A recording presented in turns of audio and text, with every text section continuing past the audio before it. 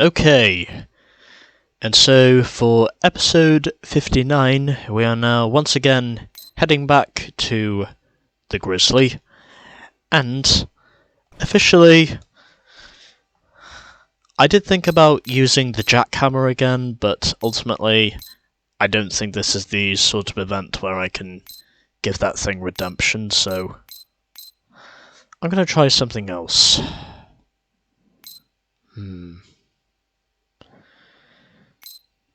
Let me think. What have I not driven recently? You know what? Fuck it. I'm gonna use a big rig. Just to challenge myself. Since I recently unlocked one of those thingies. And apparently the vehicle is called the Lunatac Invader. Yeah, this is the most recent vehicle I've unlocked. And well, you know what? I'm gonna use it.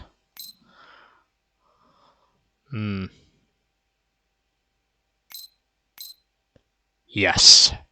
This is exactly what I'm going to use. It's basically the symbol for the Royal Air Force, but yet I just like the livery because I want to use it. Choose your vehicle wisely, as you know.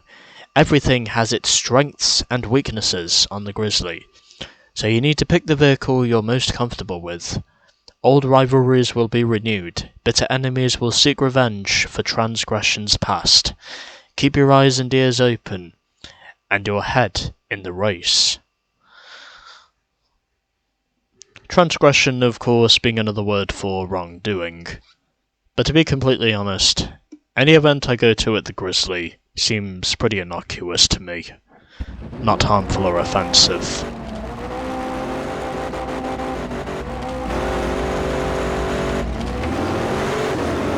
And yes, I chose to go for the big rig because, well, I wanted to.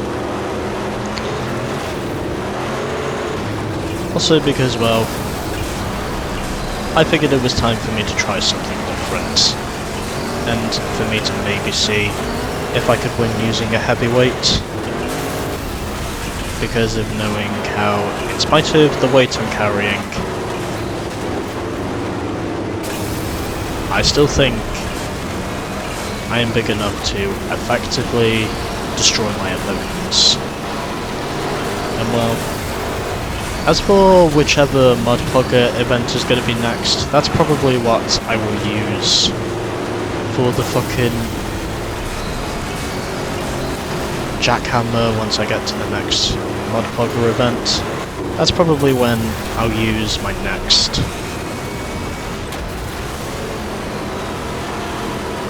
vehicle of choice, and already up into 4th position, although I now drop down to 6th. But anyways, for something that is clearly clunky, I'm actually doing pretty well at the moment.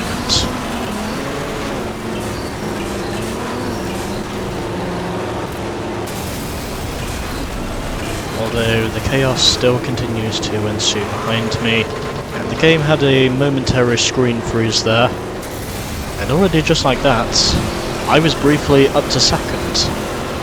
So it is fair to say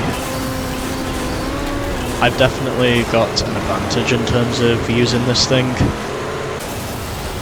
It's also because I figured it was time for me to see if it was possible for me to win here using a big rig, in spite of the heavy weight I'm having to carry at the moment.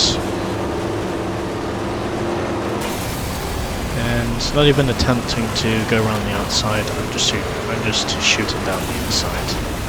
And also furthermore, in spite of the mistakes I've made, I'm more liable to get away with the mistakes by using the big rig compared to if I would be using, compared of course to if I would be using a bike or an ATV. And also because, well, I can basically destroy my opponents whenever I want because of how big I am compared to them. That's pretty much the advantages of this thing. And yes, I figured that for one reason or another, I might as well use this thing because, well, I wanted to do it, and I'm just going to do it. Even then, of course, if the one thing the big rigs lack is acceleration. But again, we still have a long way to go, so this race ain't over yet. And a little bit of context there from one of the racing trucks. I'm going to assume that was the Daimyo that collided with me for a moment there.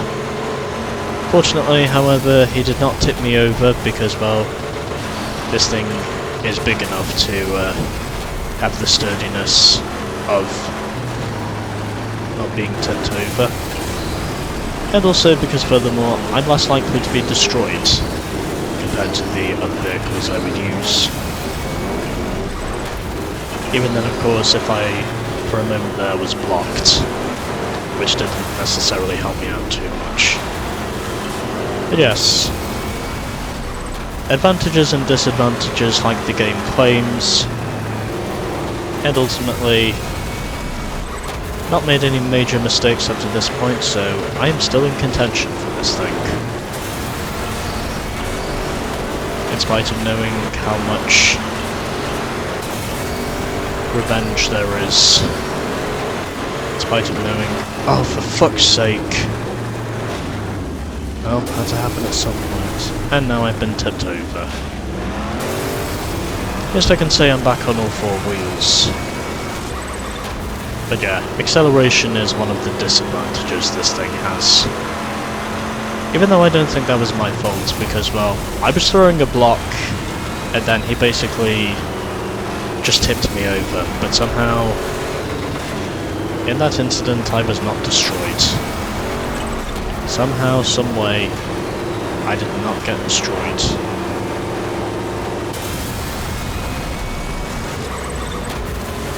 And was attempting something that I knew wasn't going to work, but again, I am closing in on the leaders once again, so they're not too far from here. A chance at winning is still possible. And now it's not quite as possible. Although, it doesn't matter too much because the field basically racks behind me anyway, so that's one advantage I get. And I have no idea what the Bulldog was thinking now. I've got no idea what he was thinking and why he thought that was a good idea. When it clearly wasn't to just basically turn into us. Because he probably knew we were going to destroy him anyway. I have no idea who thought that was a good idea. That's about as close to wrecking someone as you can get without totally destroying them. You can also spin your opponents around as well. Kind of like what an SUV driver would do to a driver of a hatchback. You know, basically hassling them. If that makes any sense.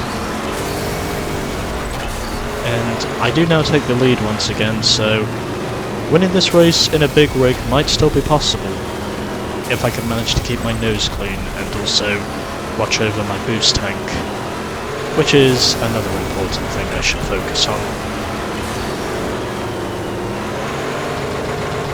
And someone just went straight into the rock once again, as I would have anticipated, and still leading this thing at the moment, and getting some challenges, but trying to stay ahead about as much as I can, whilst also trying to keep the boost tank under control.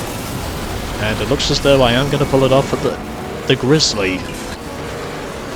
In 7 minutes and 10 seconds,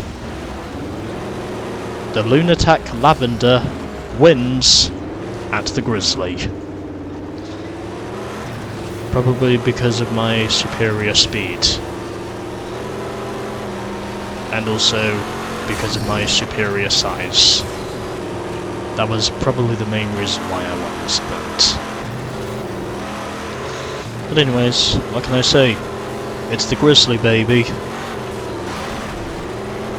And we have won again.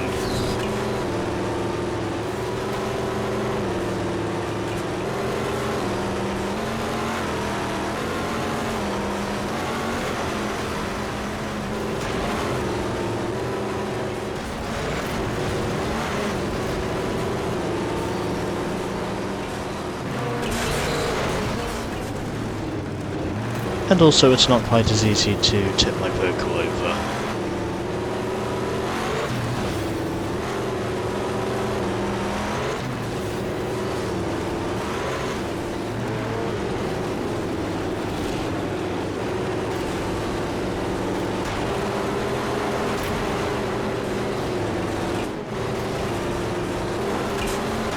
Okay, I think that should do it for the clickbait shots. So, in the end of that, won by less than half a second over Solomon in the Patriot Surger, and then we had Liam rounding off the podium, and quite surprisingly, the Jackhammer actually did very well in this race, driven by Emily Misery, who, in the end of that, finished in 4th. So, a good comeback for the Jackhammer, and I will use it for the next Mudplugger event that's available to me. Chloe Macker was 5th, ahead of Megan Fitz. Paul Fruin finished in 7th, ahead of Robbie T, who came back to finish 8th in the Monarch Bulldog. Then Claire Marie and Amrit complete the top 10, and for the bottom 5 we had Laura Gibbons ahead of Chunky Baxter, Carlos Diego in the other Lunatec Lavender, Pip Green 14th in what looks to be the Jester BXR, and at the back, I think on the Monarch Champ, was Lothar Cassell. And the margin of victory overall, about 33 seconds, because that's how far behind Cassell was compared to the rest of us. Anyways,